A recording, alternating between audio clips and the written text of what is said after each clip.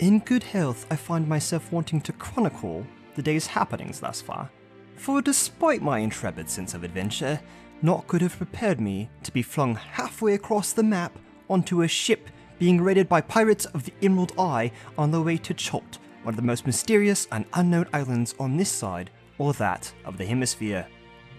Normally I would not brave such peril for just some coin and adventure, but something about this Sindra Sylvain makes me feel like her word is good.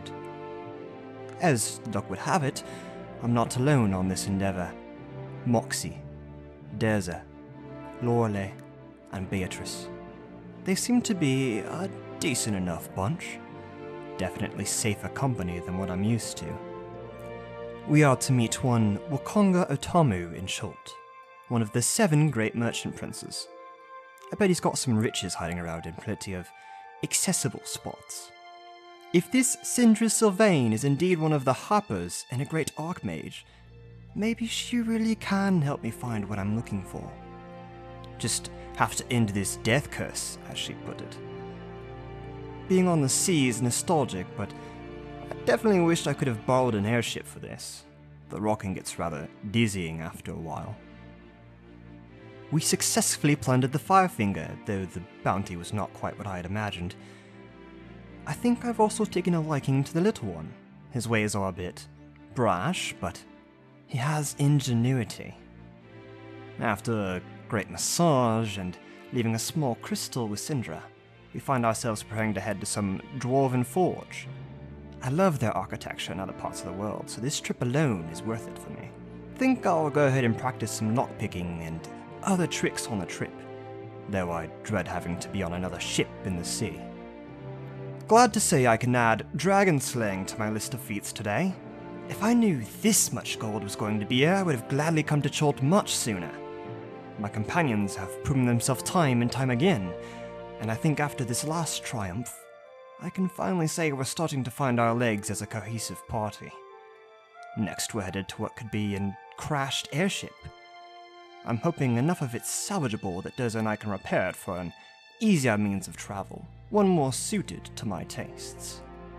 Well, unfortunately, the crew of the skyship, the Star Goddess, seemed to largely have survived, and their ship in too much disrepair to ever dream of flying again. And, unfortunately for me, I happen to know them.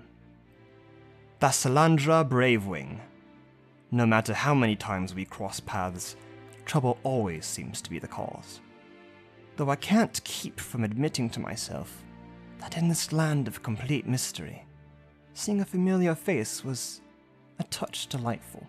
So much has happened, there's been nary a time to write.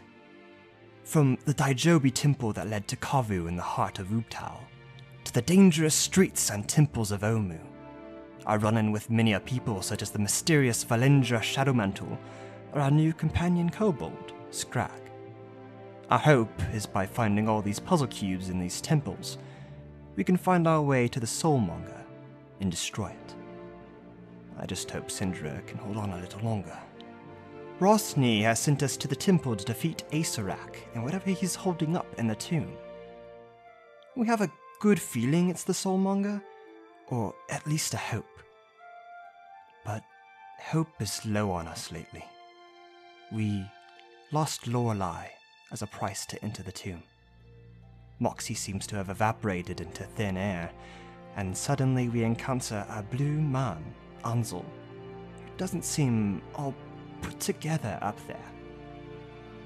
I know not what terrors await us in this ancient and foul-smelling crypt, but despite our losses, I still have faith and confidence in our success.